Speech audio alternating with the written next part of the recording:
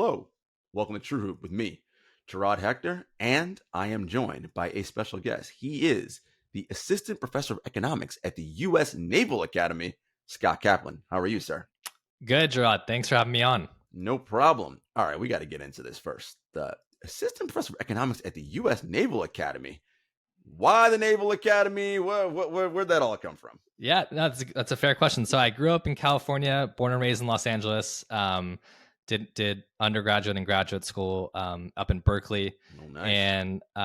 and when you finish grad school in economics, you apply all over the board, all over the map, and the Naval Academy was particularly interesting to me. Actually, sort of relevant to our conversation. Lots of sports, lots of interest in sports. My research is heavily focused on sports. And so there was a nice fit with the student body and support from my colleagues about this type of research and these types of conversations. And so, that's a big part of why I'm there. Awesome. And I mean, forgive me if I don't know this. You have no actual naval requirements, do you? No, I'm a civilian employee, no connection prior to this position with the Navy. But I do teach midshipmen, and so there's definitely been lots that I've learned from the academy and from them, and so it's been a fun experience for the past 2 years. No doubt. And Scott mentioned his areas of research focus on food and health policy and also the economics of sport and entertainment, which is where we're going to focus today.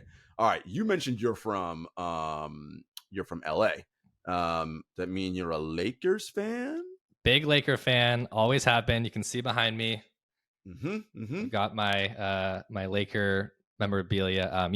Been a huge Laker fan since I was a kid, and actually being up in the Bay for like 11 years after growing up in LA, I got to see a lot of good Laker Warriors games in enemy territory. Yeah. And I always look forward to the once a year visit in DC now. So I used to spend summers out in Southern California, a little bit in LA in the South Bay, and then in Orange County. And then I lived in San Francisco and out on the peninsula in Silicon Valley.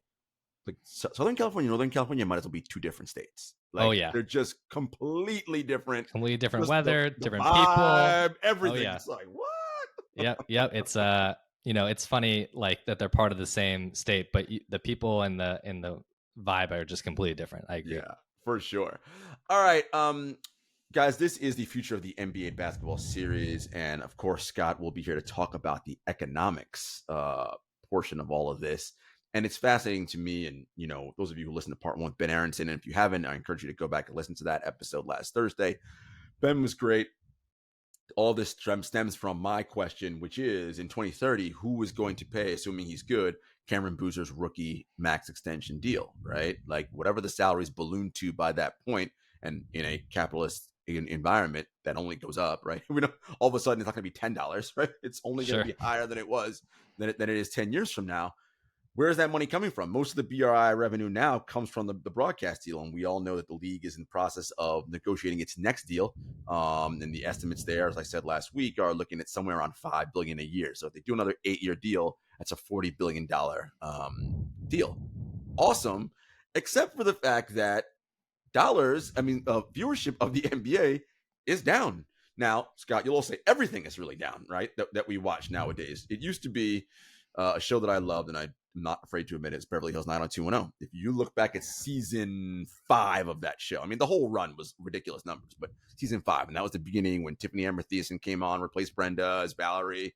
That show was averaging 18 point something on a Thursday night.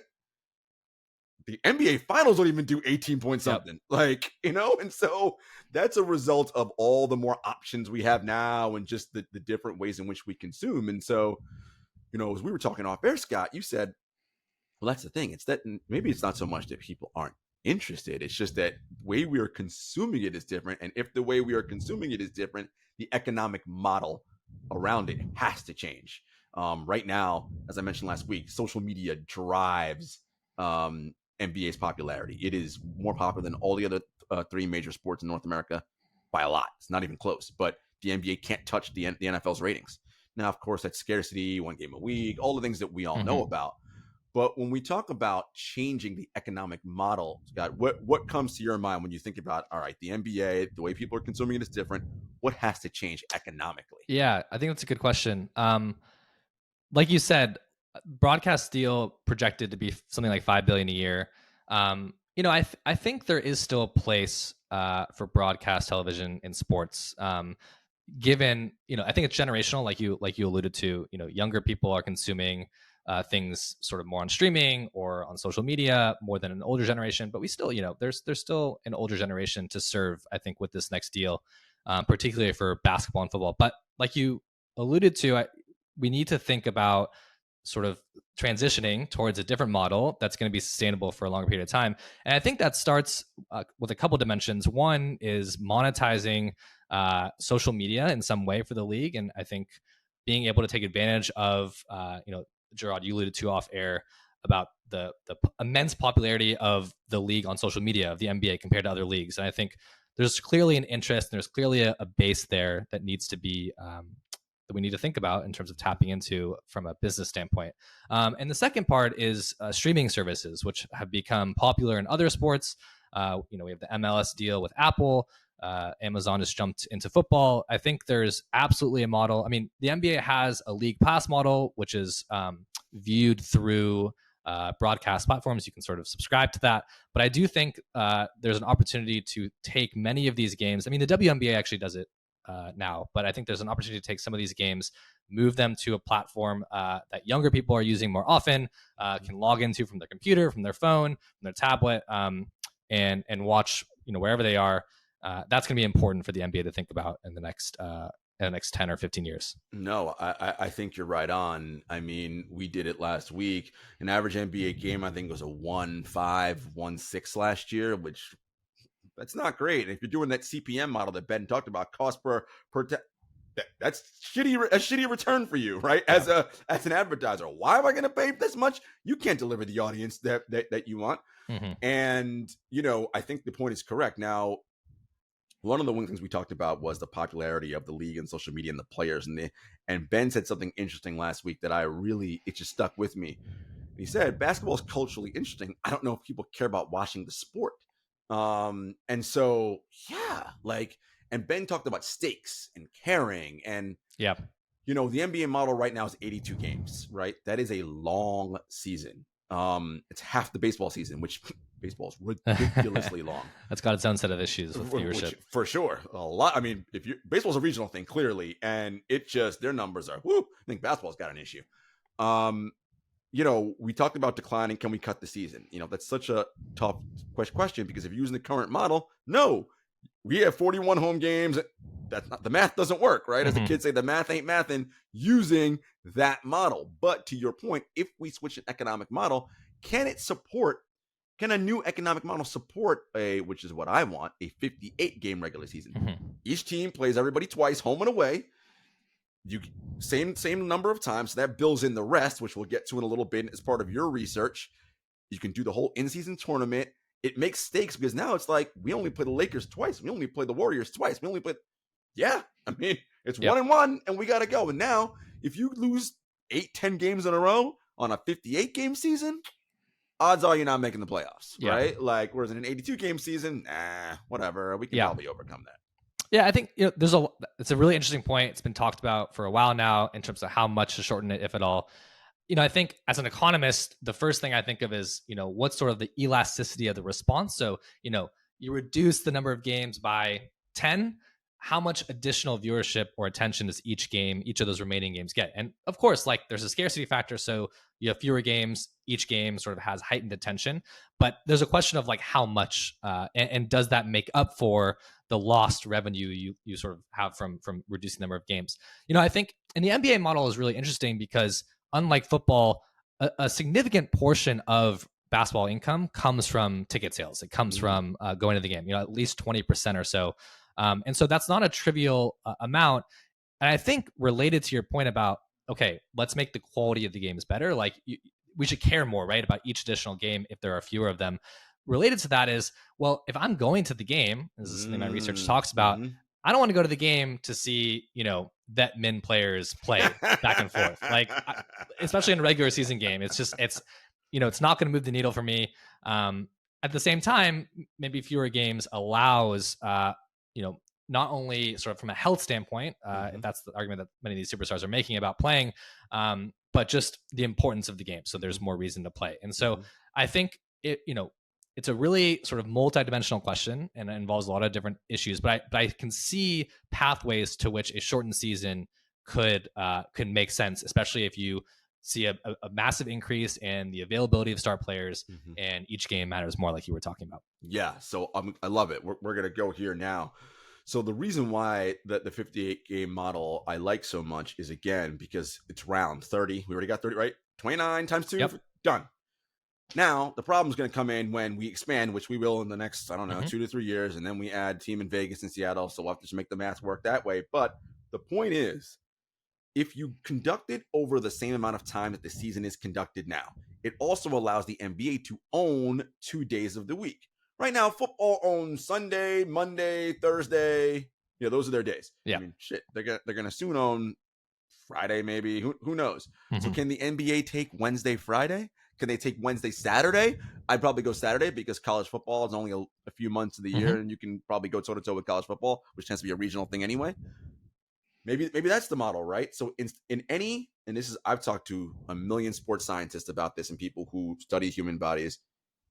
82 games is just too much of a load on a body. It just is. Like, I know that fans don't want to hear that, but it's a true statement. Like, this isn't pick up with your friends at 24-hour fitness. Right. Like, this is NBA basketball with the biggest, strongest, fastest people in the world.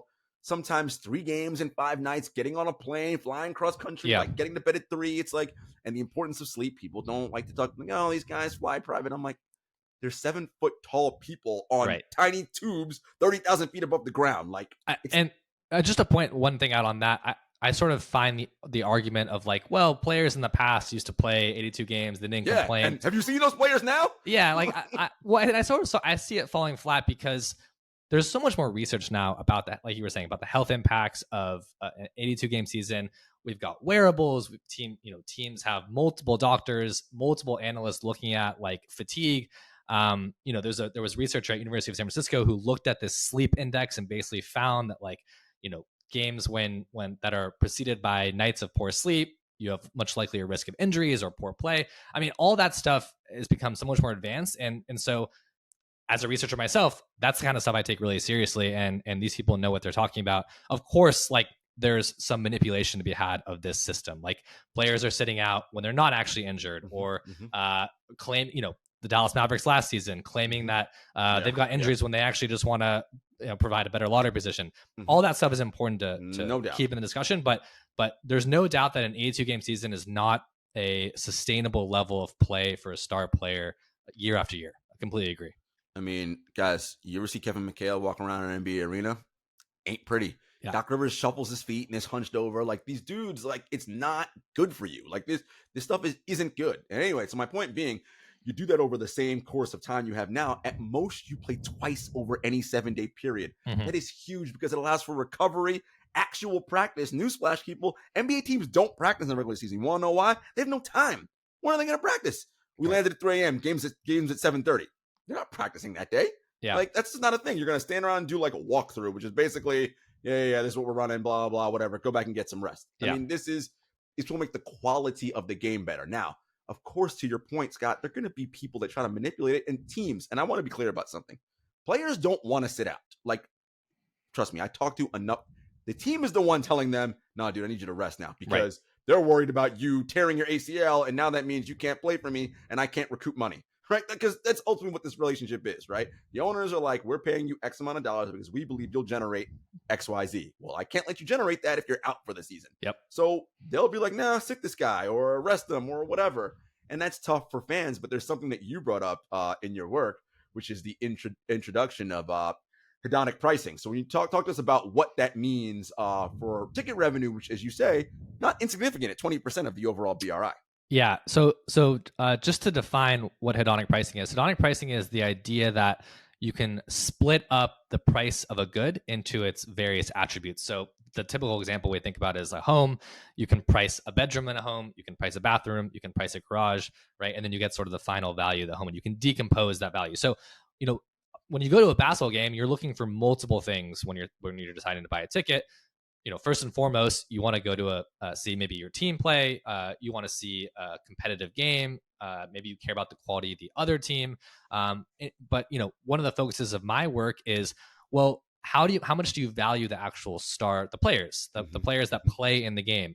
And what the work sort of tries to do is it actually takes advantage of when star players sit out, which happens a lot in the NBA. So that's, as a researcher, that's good, because I get to observe a lot of these instances where star player sits out, what happens to ticket prices, and I try to measure the change in ticket prices when a star sits out, right? And you can think about that sort of difference as being the value of the star to a fan. And so, unsurprisingly, for the biggest stars, you find huge changes in ticket prices. I think in the period that I was looking at, I found that LeBron, when he was announced out of a game, you had an average drop of like $40 a ticket, which is probably more than the full price of a ticket if you went to a game in Charlotte or Indiana or somewhere. And so, there's obviously incentives for these players to play in bigger markets. Curry, similar response. And so, I think this sort of lends itself to the importance of the availability of stars. And back to what we were talking about before, these different dimensions of, okay, if you reduce the schedule, well, what happens? Like number of games goes down. The obvious answer would be, okay, revenues fall. But if we can get players playing, more often, then that's sort of an argument for it to kind of come back up a little bit. And correct. Like, I think, a lot of the new NBA awards, I think, condition on you playing 65 games now, right? So under your proposal of something like a 58 or a 58 game season, you in theory should be able to play all those games. The NBA certainly thinks so, if they're going to reward players for playing 65 games. If they're spaced out like you're talking about appropriately, we're starting to sort of build a case, I think, for fewer games that now matter more. I like the idea that you had of having sort of designated nights for the NBA. I think we see that being really effective in the sports world, especially when there are multiple other sports going on at the same time. Like right now, I can tell you right now, like TNT Thursdays, ESPN Wednesdays, now we have ESPN Primetime Saturday. Like if you can create a brand that's associated with the day, that makes that sort of delivers a consistent viewership. And maybe part of this is thinking about how to leverage social media for these types of things. Like maybe there's even like, I don't know, this is sort of out there, it's off the cuff, but maybe there's even like a lunchtime game or something, right? Like if it's easy to access from where I am, and we care a lot about the audience that's watching on TV, and maybe this is like a summertime thing, I don't know, but we can think creatively about reducing the number of other options that are available so that you feel compelled and engaged with watching the NBA at that time. I love this, Scott. You're right on there. During the season, I want to say it happened once for sure. And I remember that night, all 30 teams were in action. And NBA Twitter was literally on fire. They were like, oh my God, it's 15 games. How am I going to keep track of all this? I'm like, yeah, but you're all excited about it and you're watching it, right? It's like, oh, everybody switched to Raptors, Heat, like, right? And you're doing your thing and you're flipping around. And I think, yeah, it's a lot to consume, and it will be harder on us poor media people as we have more game, but so what? Like our jobs are already awesome as it is. We get to watch basketball for a living.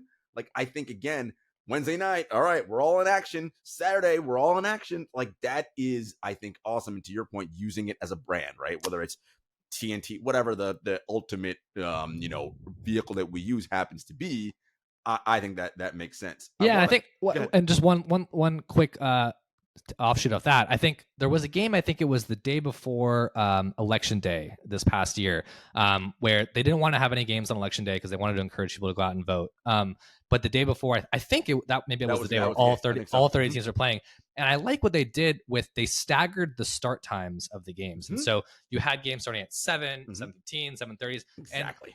And the NCAA does a good job of this in March Madness. I think what's nice about that is, at least in my research with television viewership, we find that the biggest viewership is happening towards the end of games because there's so many of these games. They're relatively long for how many of them there are. And so you get people kind of tuning in when and games actually often stay close, actually, relative to other sports towards it. Like football, you could tune into Monday Night Football. It could be a blowout and after the first half. But in basketball, you tend to more often than not get to the fourth quarter and the game is still in play. And so I think this staggering, what it does is it provides shorter mini outcomes that people care about. And I think that again, for this new generation, and I find myself like also struggling with attention spans, and I know Ben was saying that for from the last podcast, for a whole NBA game, tip to the end, like the regular season, that during a weekday, especially not living on the East Coast, like that's a huge commitment. And maybe I'll do it for the Lakers, but like there's Not no every chance I'm night. doing it. Yeah, there's right, exactly. Not every night, especially when you're working the next morning, things like that. And so I think that this idea that you can almost like create smaller events that still capture the brunt of the audience, but Right. but aren't as like fatiguing in terms of how long it is a really kind of interesting way to think about like the next generation of viewers. I love it. Well, you mentioned gambling, and why the micro betting is such a key part of this. We talked about it a little bit off air. It's like Charlotte, Indiana on a Tuesday night. Unless you're a Hornets fan or a Pacers fan, most people aren't tuning into that game. Though you should, because Tyrese Halliburton's really good. And Yep. there's some really good young players in Indiana. Charlotte still doesn't have a clue what they're doing as an organization, but that's neither here nor there. The micro betting aspect of it, right? We've seen the influx of cash. I mean, and the league needs it. The only reason why gambling is here because the league needs FanDuel and DraftKings and everybody to fill their coffers with money. They need it desperately. But there's a smarter economic way, you think, right? To have those betting houses as part of this conversation. Yeah, definitely. And this is really new, and I think the research is still evolving on this front. But I think one thing that doesn't get talked about enough in the sort of in the media about gambling and how it interacts with sports. Obviously, there's obvious cons to like to introducing gambling. I mean, there's heavy regulation on this, sort of for obvious reasons. But I think one thing that doesn't get talked about enough are these what I would call small stakes micro bets that are placed with the idea of generating individual interest in something. So, what I found in my research is that even by placing any sort of bet, but most people are placing small bets in this case on an outcome, it's going to generate significantly more interest in that outcome. And so, why micro betting is so interesting is because, like you were pointing out, if you're not a Charlotte fan or an Indiana fan, it's a Tuesday night, but you still sort of want to create some engagement for yourself.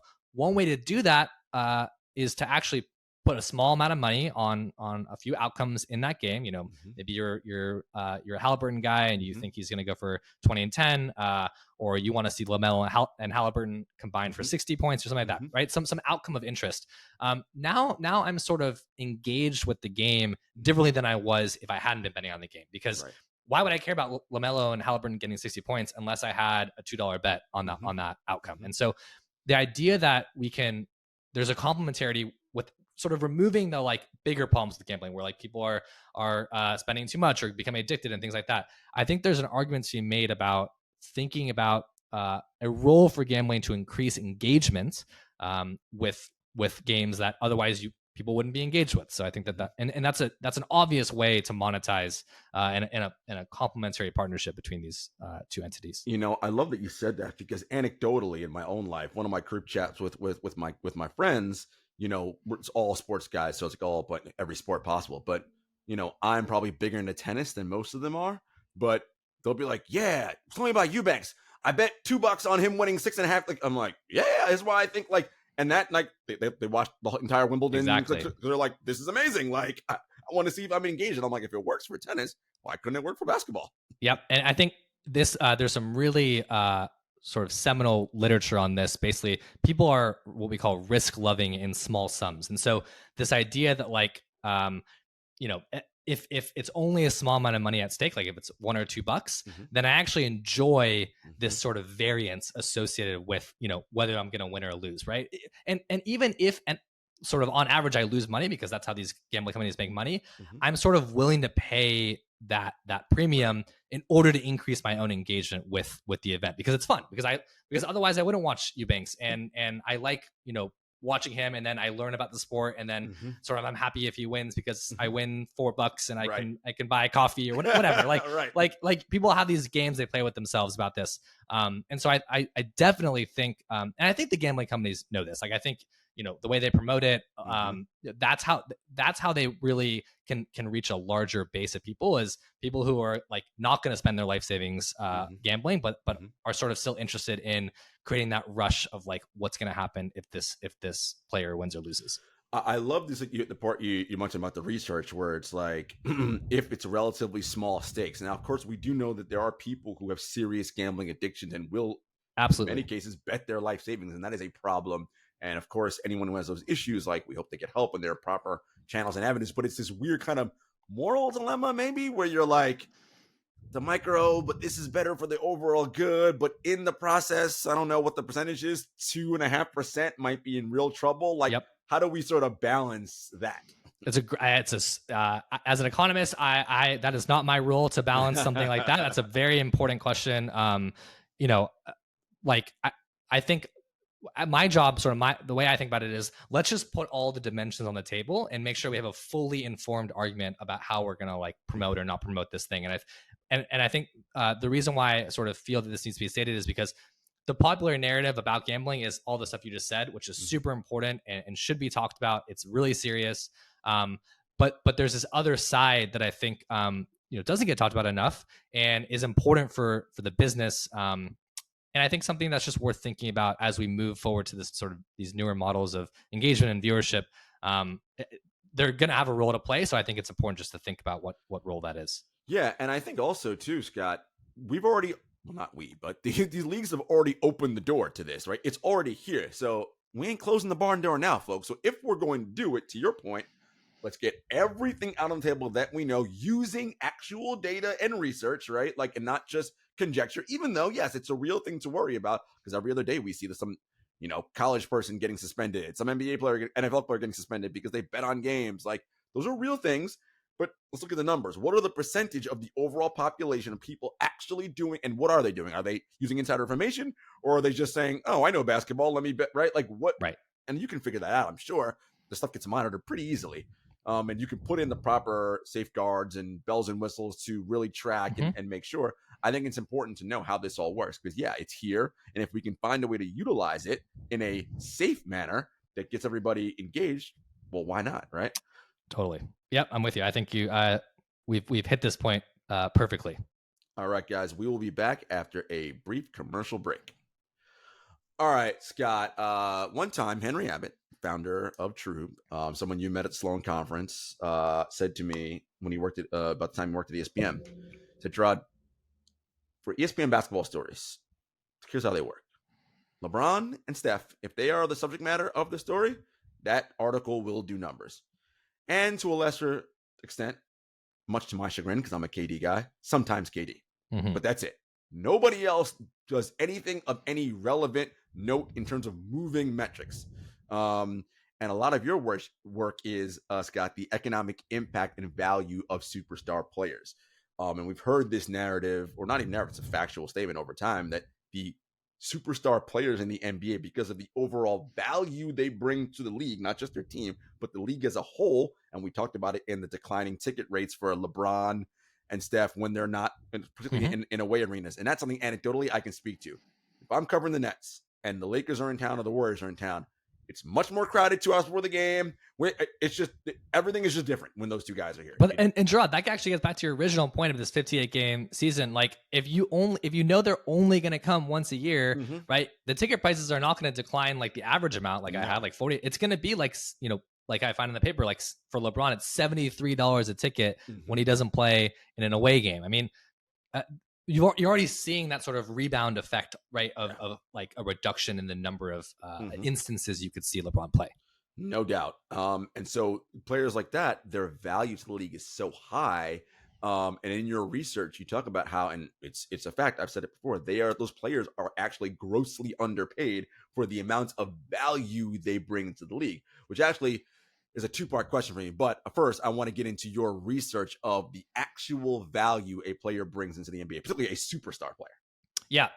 So some recent research I've looked at is examining player value through the lens of the NBA salary cap, which features maximum minimum level contracts, which is slightly different than other leagues. But just to preface that, basically a player in the NBA can only be paid so much. And at the same time, the minimum amount a player can be paid is also set by the league as a result. So you have this pay compression going on in the league.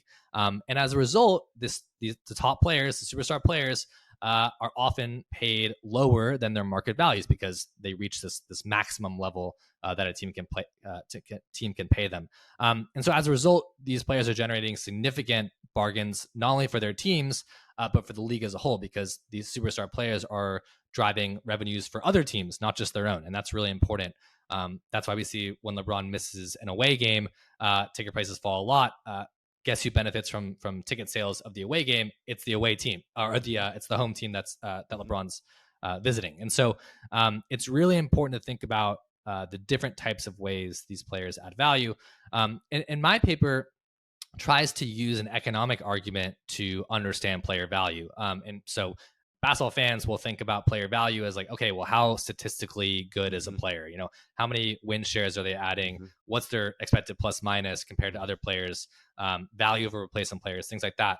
And as an economist, I'm really interested in what gets consumers' demand or consumers' attention for players. And one thing that the literature, especially in the NBA, has found is the driving factor for demand for star players is their popularity, right? And of course, a player's popularity is correlated with how productive they are on the court, but they're not perfectly correlated. And there are many instances of players who are highly popular who are not super productive. I mean, you can think about like sort of legacy players, like players that are going to retire, the Kobe Bryant farewell tour, and players like that, players who are past their prime, like Derrick Rose.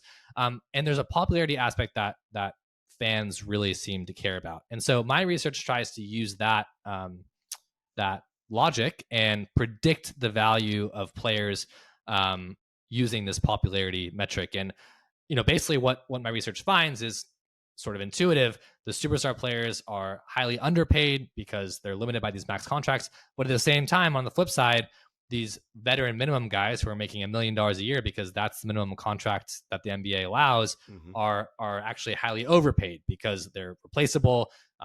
You could in theory substitute a player from the G League relatively seamlessly into their slot, and not much would change in terms of the team's performance. And so the paper essentially tries to decompose and decompress this distribution and try to provide some real values that for these players. Yeah, and that paper, is called "Putting a Price on Popularity: Evidence from Superstars in the National Basketball Association," which was published in November of 2021.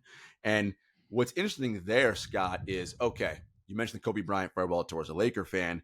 I'm sure that had emotional value, high value for you, right? Watching Kobe in that farewell tour. Now, you could argue from a team building standpoint, that's what screwed you all for the next 8 years and why your team was terrible and was constantly in the lottery and couldn't develop, right? Because you had to pay him all that money. But you're saying for the Lakers and the Buss family, that's maybe, but they recouped a ton of money off of jersey sales, tickets, this, that, and the third, right? So like, it's this kind of weird push-pull, right? Where it's like, you would think that in order for you to be ultimately successful economically as a team is to always be good in winning championships. And it's like, maybe, but the farewell tour also generates money for us. Totally. I think, this gets down to how revenues are divvied up in the NBA, which is not obvious. Actually, this is something I've learned a lot by doing this research. But the local broadcast deals for the teams and the ticket sales, all that money goes to the teams. And so the Lakers have huge incentive to put out a product on the court that's in demand by fans. Now, whether that demand is generated because Kobe's on the court and the Lakers suck, or because the Lakers are really good but they don't have any sort of marketable player, like it doesn't actually matter in terms of what the Lakers, the amount of money that they're getting from this. And so I think that's important as an economist. Now, of course, there are like different ways that teams are different objectives that they have, right? So some teams want to win championships, even if that comes at like a profit loss. There are some teams that want to be bad on purpose because they want to get a high draft pick, which in theory is going to help them in future years. So there's all kinds of multi-year time horizon problems that these teams are thinking about, but sort of what we find in the research is pretty clear, and it's the popularity of the players is in terms of comparing popularity versus productivity of the players. Popularity is what attracts fans, especially going to the games. And it's not surprising because these players are beyond being extremely talented at what they do. These players are like superhuman people. I mean, especially in the NBA, you have I don't even know what the average height is now, but it's probably like something like 6'6" or 6'7". 6'7", yeah. Yeah, in the NBA. I mean, these are celebrities as much as they are athletes, and I think that's really important when we think about the future of the league and monetizing different outcomes in the league that fans care about. The players drive, especially in the NBA, the players drive a significant part of the fan following in the league. I mean, Jarod, we were talking about this offline. Even in the offseason of the NBA, I mean, I don't think there is a sport that generates as much attention as the NBA offseason, just because of the interest in player movement, what players are doing with their time when whether they're training or playing for Team USA or running their skill camps. I mean, all of that stuff is being followed on social media. It's a culture. It's a culture of the sport, and I think the better we can assess the value of players and more accurately, the better we can figure out how to monetize them. And I love that you went there. So the monetizing part is interesting. So one of the more popular things that the NFL does is Hard Knocks, right? People look forward to that. Yep. I mean, that's essentially the entire NBA offseason, right? Like, and I know why Adam doesn't want that out there. And I know why the PlayStation doesn't want it out there because, there's lots of things happen that they don't. Imagine you get the Jordan Poole, Draymond Green episode. Right. Like, there's just stuff we don't want out there, right? Like, and I get it. But, like, if that is interesting and driving interest, like, look. So one of the easy ways to think about this is the mic'd up for sound stuff that we get when we watch games, right? Everyone by now should know. All of that shit is sanitized and edited through. It's the reason why you get the stuff in the third quarter that was said in quarter one. Because they had to wade through all the F you mother, right? All that stuff had to get out of there before they found, okay, this is a wholesome moment. Let's put it in. And I understand the need because you're like, we're on TV, kids, we can't get that. But the NBA has a treasure trove of imagine Team USA mini camp right now that just concluded in Vegas, where the select team in one of the scrimmages beat the main team. I think in two of them, in two in a row, 10 minutes. You know how much shit talking was going on and yo, bum. You're telling me people would not watch? Of course they watch that. And an unedited version of that with some, you bleep out the curses, obviously, whatever. But I mean, that's going to do numbers. I mean, just look at The Last Dance, right? The Last Dance was sort of our viewpoint into that whole, I mean, that generated a ton of interest. I mean, I love where you're going with this. I think, especially in a generation that is all about the sound bites and the TikToks and the reels or whatever, figuring out a way to get more of that unfiltered content. The reality is whether Adam wants it or not, that's who you're competing with. You're competing with people who are putting out content that is immediately attracting your attention for one reason or the other.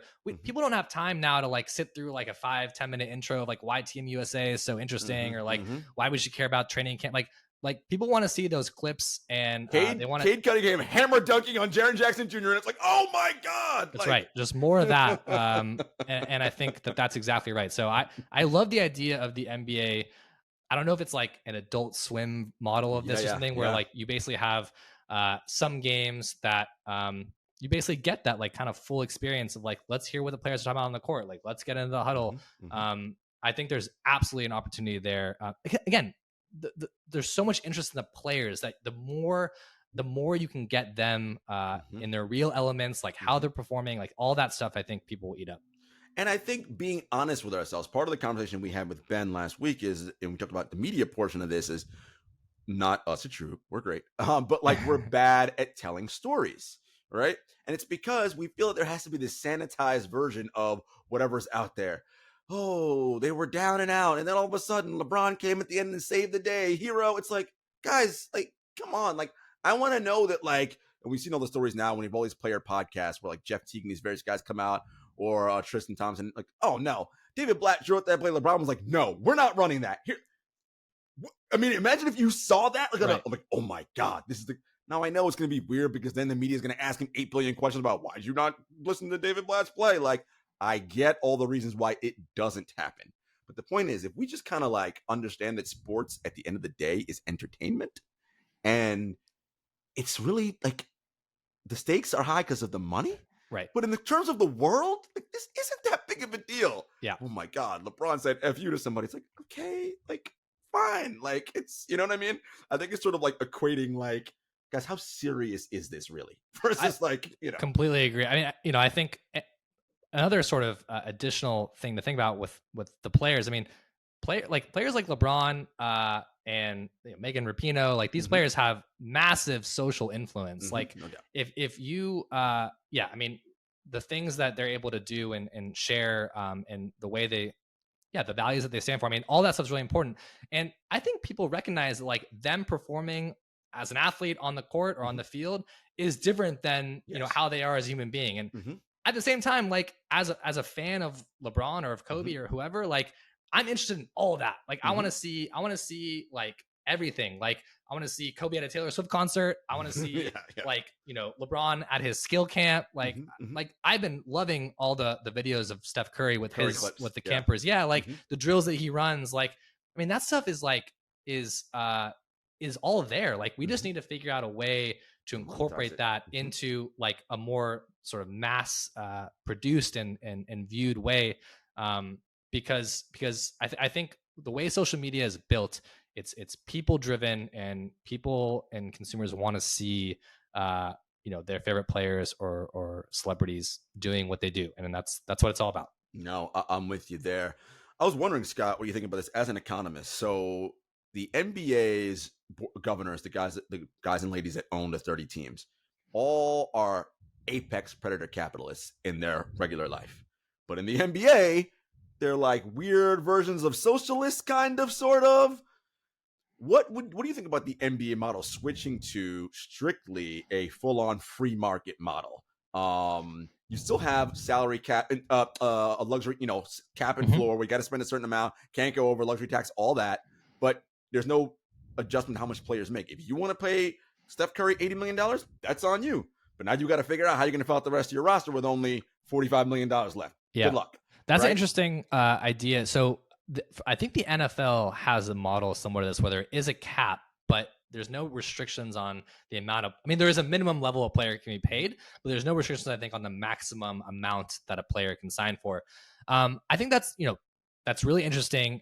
Like, I'm not exactly sure how that's like, what that spills over into in terms of like how the other dimensions of the league and the revenue structures change. I think it's important to have some sort of cap for competitive balance, because the NBA or basketball in general is a sport where one or two players can make such a big difference that if you have, 3 or 4, I mean, we've seen it already with the super teams. Like there's teams that have already manipulated the cap in a way such that they can build these teams, and those teams are dominant, and that's maybe interesting for fans. So that's a different conversation we could have, is like, maybe that's actually a good thing. But certainly, but the last team we saw do that successfully were the Warriors. But right. They were lucky because of Steph's injuries. He was on a contract paying him less than the value he was worth. If he had never gotten those ankle injuries, he's not on that low contract. And There's the cap no way they went signed up. Durant. The cap went up, I think, like the season before they signed KD, like $20 million a year or something. It was like this discrete jump from the new TV deal. And so I think all of that, it was a perfect storm for them. Exactly. Yeah, but exactly. One of those things not being there, there's no way they can afford it. It just doesn't work. Right. And actually, I think the new CBA has made it even more punitive for teams to spend. Yes. There's like an additional apron of luxury taxes. And so I think competitive balance for the league is good. The point of view that I would come at it from is like, the superstar players are getting underpaid, right? So if you're an agent for a player, or you're thinking about the player side of these negotiations, of course, like LeBron James wants there to be a higher maximum level contract, if at all, because he'll make more money if they do that. The question is, will the league as a whole suffer because of a lack, potentially a less parity, wider dispersion in team ability? I don't know. That's a great question. Yeah. It's one that I think economists would be really interested in trying to figure out, but I don't know the answer. I'd love for someone to somehow figure out a way to study that. But here's what I think about that too. And David Thorpe, Coach Thorpe, says this all the time. Everyone seems to think, oh, well, that means the Lakers and the teams with all the big money are going to have all the best players. No, they're not. Like, these guys want to play. You're not going to have 7 ball dominant dudes on one team, because they're not all going to get playing time, and they all want to shine, right? Like, and that's not what, on a team with 7 ball dominant dudes, 5 people have to take a severe backseat. Not happening in this league. Like, that's just not.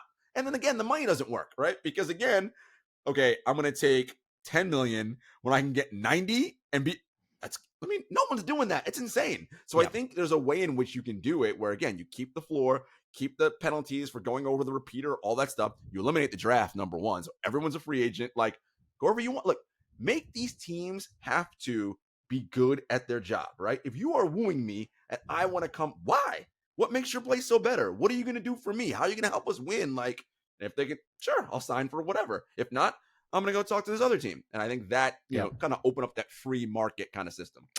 So from the standpoint of the top players, that system would be great for them. No doubt about it. The only thing I can think of is there being, like we're talking about, some competitive balance considerations. Like the NBA has 30 teams. They already suffer from this like huge differences in market size. You know, so we would have to think about the money being able to work for some of the smaller market teams. But, you know, I think one thing related to this that's, we think about this from the standpoint of the players and increasing their compensation, which is what a free market would basically do, is ways to sort of compensate them for their popularity, right? So a player like LeBron or Steph Curry is bringing in all kinds of viewers that maybe don't even, like Ben was saying last week, don't even care about the game, like don't want to watch basketball.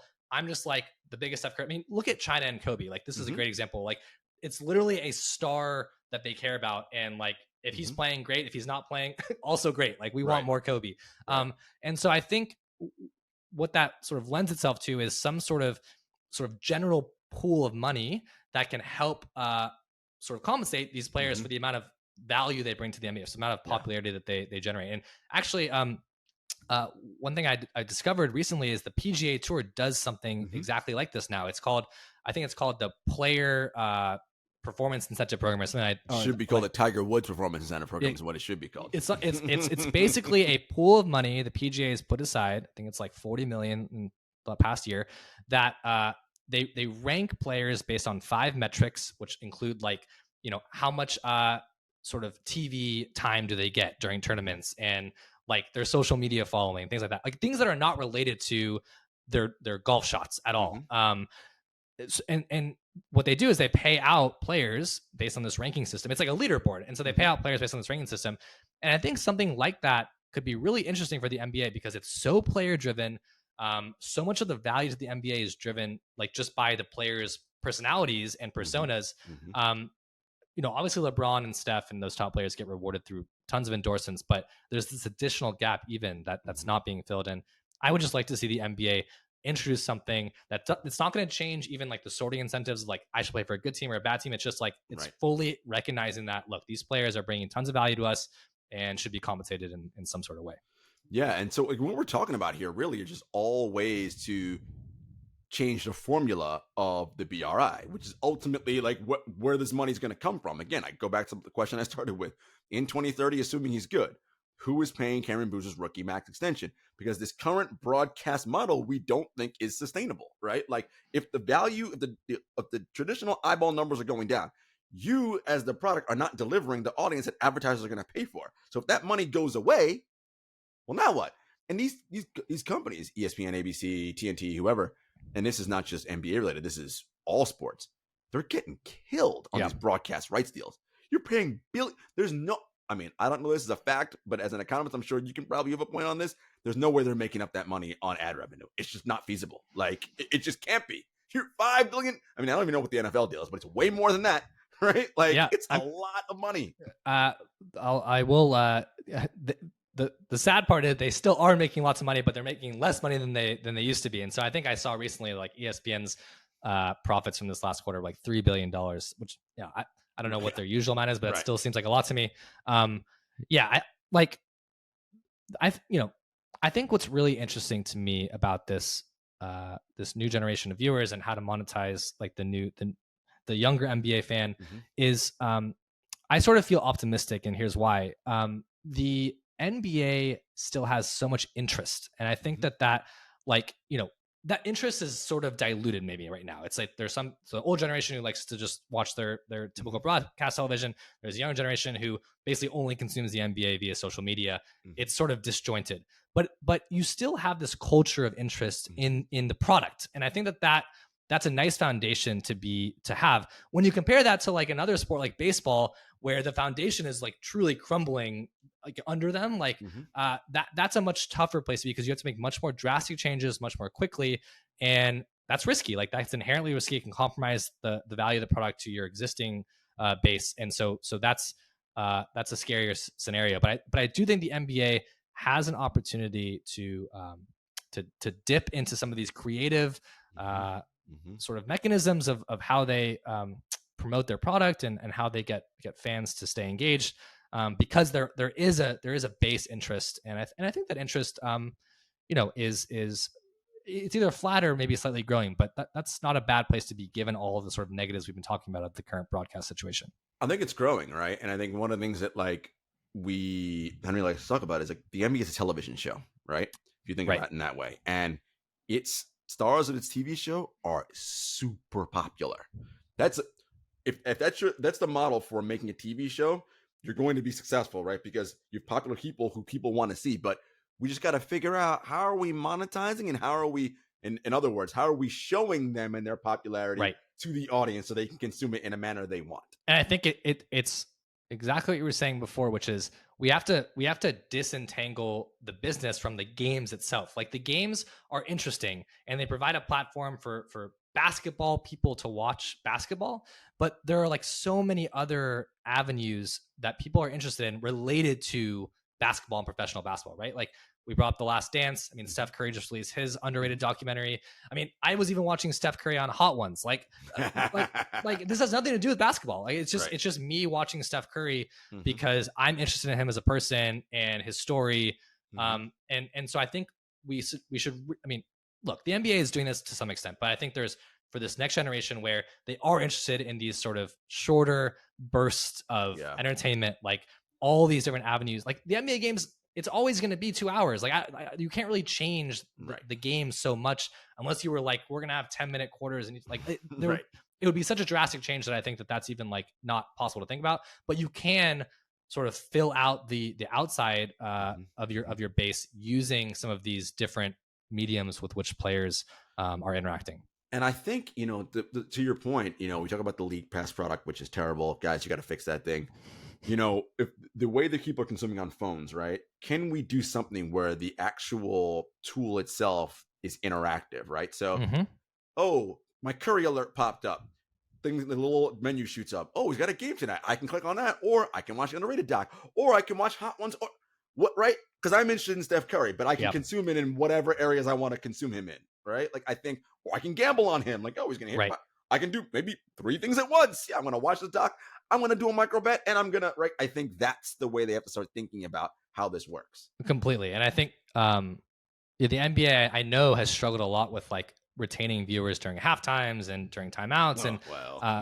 So that's like, I mean, there are a lot of those in the end of a game. And so that doesn't help the product either. But I think like getting more creative about like, fans might want to pop into another game because they see like some, like if you could like have a bet log or something that like takes you to whatever game is sort of where that bet's most interesting. Like I think there's so many opportunities that lend themselves to like this short burst, because people are like, attention spans are declining, like that, whether we like it or not. That's the reality of how we're consuming entertainment these days. And so you've got to keep people interested in it, and that involves like quicker burst of more interesting things. You can't just like rely on a talk show at halftime to like keep people around. It's not going to work anymore. So especially during a regular season game, like I think like that stuff like puts me to sleep, and I'm one of the biggest NBA fans you'll find. So I think finding ways to be creative about what people care about outside of the NBA but's related to the players or to their gambling, those are important to kind of give shed light on. Absolutely. All right. Well, Scott, you're a Lakers fan, so we can't let you go without talking Lakers. You guys just extended Anthony Davis, which you kind of had to do. So is what it is. How you feeling about the squad getting into next year? So this season coming. Love the squad. I thought we sort of didn't try to do too much this offseason. I mean, we got Reeves on the biggest discount. Talk about underpaid players. I think Reeves is going to absolutely overperform his 4-year deal. I love the new pieces we added with some dynamic athleticism at center with Jackson Hayes, Taurean Prince to spread the floor a little bit, some veterans. So yeah, I mean, obviously for the Lakers, it's always health, and so I think I'm really I think AD has some proving to do still, that he can stay healthy, and not even just healthy. I mean, I think AD, like when he's on the court, you can tell, like, is he healthy or not, even if he's playing. And so I think I would really like to see kind of him uh, take the next step and really kind of be dominant, like he was for that. Like, I mean, when I went to the Wizards game here in December, he had 55 and like 12 or something. I mean, He's very that's good. the potential right there. And so yeah, so I think I'm excited to see how he can do, being healthy and dominant for the whole season. So, as an economist, I know you're. I mean, maybe you're looking at this, but you part of your players like superstars and their value. As you know, here at TrueHoop, we did something called bonus wins, and we try to figure out how do you actually determine what someone's value is, and you can actually do it, right? You don't divide up total number of wins, total salary paid that way, and you go, a win is worth X amount of dollars, right? And I think this year or this past season, a win was worth 3.75 million roughly, give or take, right? So if you look at Austin Reeves' performance last year, he had 4.8 estimated wins, so nearly 5, right? So using that math, that grades out at somewhere around 13 and a half, $14 million a year.